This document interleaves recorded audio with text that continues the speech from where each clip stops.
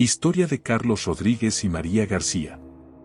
La historia de Carlos Rodríguez y María García comenzó mucho antes de su fatídico encuentro en las oficinas de Española Investments. Cada uno tenía su propio camino, que los condujo a este desenlace trágico.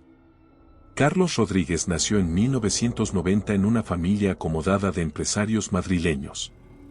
Su padre, Ramón Rodríguez, ya era un empresario reconocido en el sector financiero español cuando Carlos vino al mundo. La familia poseía varias empresas de inversión y propiedades en diferentes ciudades del país. Desde pequeño, Carlos creció en un entorno de estricta disciplina y altas expectativas. Se esperaba que continuara con el legado familiar. Asistió a colegios privados, recibió una educación económica de élite en la Universidad Complutense y realizó prácticas en empresas financieras europeas. Todo estaba orientado a formar al sucesor perfecto. Por otro lado, María García provenía de un entorno completamente diferente. Nació en el pequeño pueblo andaluz de Úbeda, donde su padre era maestro de escuela y su madre trabajaba como enfermera. Aunque la familia no era adinerada, se enfocaron en brindar a sus hijos una buena educación. Desde temprana edad, María demostró habilidades excepcionales en estudios académicos e idiomas extranjeros. Comprendió que la única forma de ascender socialmente era a través de una educación de calidad. Su ingreso a la Universidad de Madrid fue un verdadero logro. Al graduarse con honores, María comenzó como asistente de nivel junior en una pequeña empresa de consultoría. Destacaba por su mentalidad analítica, su dedicación al trabajo y su capacidad para establecer relaciones profesionales. En el momento en que conoció a María, Carlos ya ocupaba un puesto directivo en la empresa familiar. Su historial profesional era impresionante, una educación impecable, recomendaciones de contactos empresariales influyentes y prácticas en instituciones financieras internacionales. A simple vista, parecían una pareja perfecta, jóvenes, ambiciosos y con una reputación impecable. Sin embargo, detrás de esta apariencia de perfección se escondían profundas contradicciones que finalmente los llevaron a la tragedia. Sus destinos estaban destinados a cruzarse. Así era la ley implícita en el mundo económico, donde las ambiciones personales y las oportunidades profesionales se entrelazan de maneras inesperadas. Nadie podía prever cómo terminaría este romance laboral. En la empresa de corretaje española Investments, ubicada en el Distrito Financiero de Madrid, trabajaba una joven llamada María García. Con 28 años, graduada de la Facultad de Economía de la Universidad Complutense, ocupaba el puesto de asistente personal de Carlos Rodríguez, el hijo del fundador de la empresa. Carlos Rodríguez, de 33 años, era un típico representante de la élite empresarial española. Alto, de cabello oscuro y con rasgos característicos del temperamento mediterráneo, proyectaba una imagen de joven gerente ambicioso y enérgico. Su padre, Ramón Rodríguez, había fundado la empresa a principios de los años 2000, llevándola a convertirse en una de las principales entidades del sector.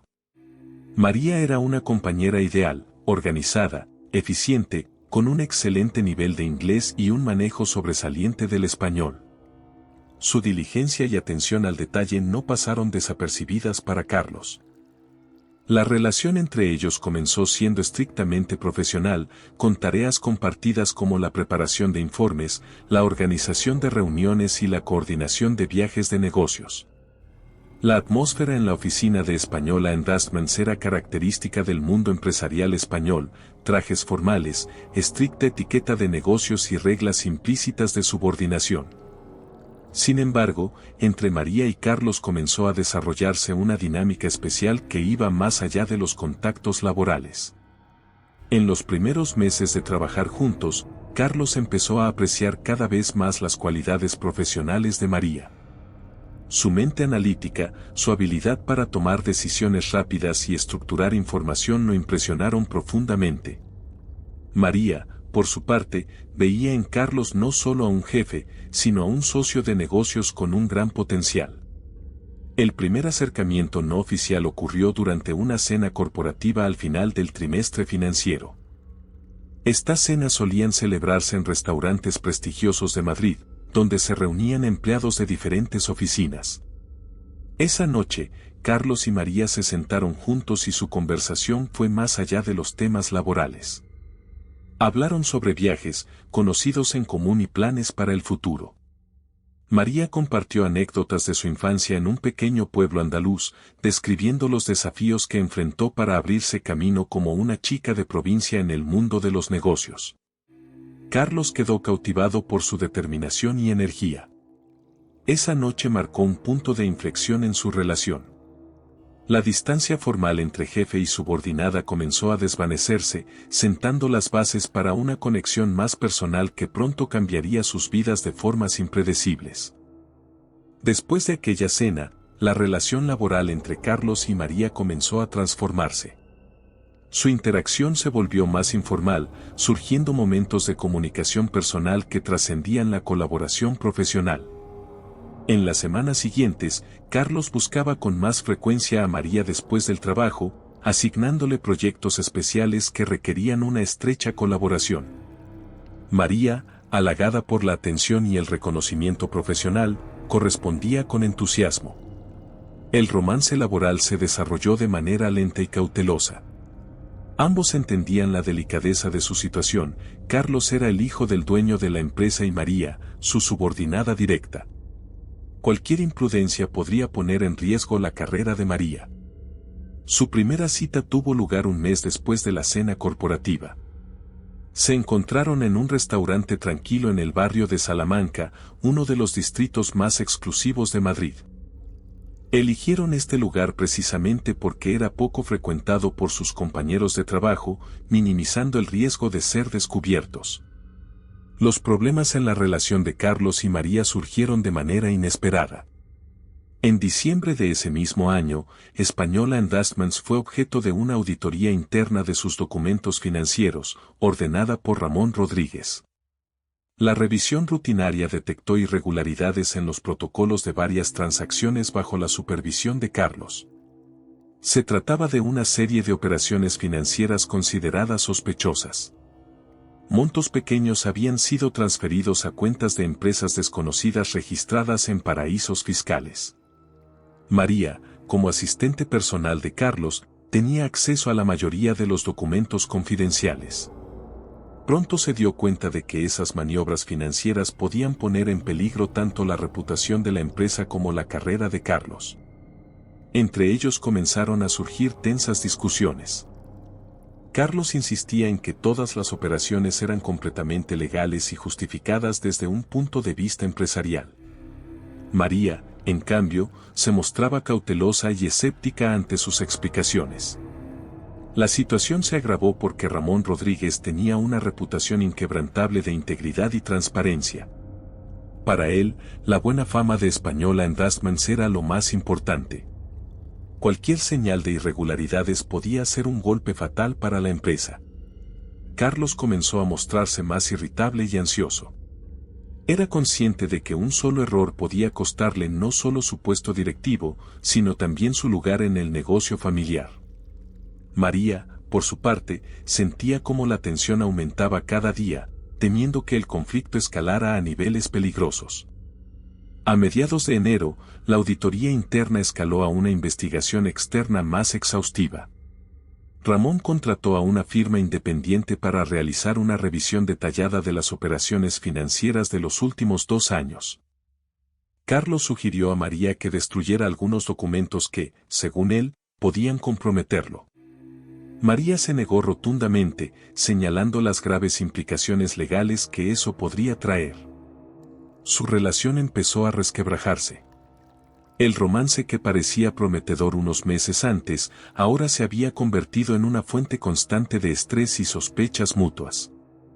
En la víspera de una revisión clave, tuvieron una acalorada discusión. Carlos acusó a María de estar dispuesta a traicionarlo si los auditores descubrían irregularidades graves. María, horrorizada por estas acusaciones, finalmente entendió que su relación había llegado a un callejón sin salida. Ninguno de los dos podía prever que los acontecimientos que seguirían a este conflicto cambiarían sus vidas para siempre y los conducirían a un desenlace trágico.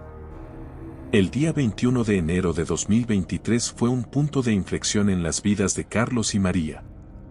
Aquella mañana, en las oficinas de Española Investments, ocurrió un suceso que la empresa calificó más tarde como una grave violación.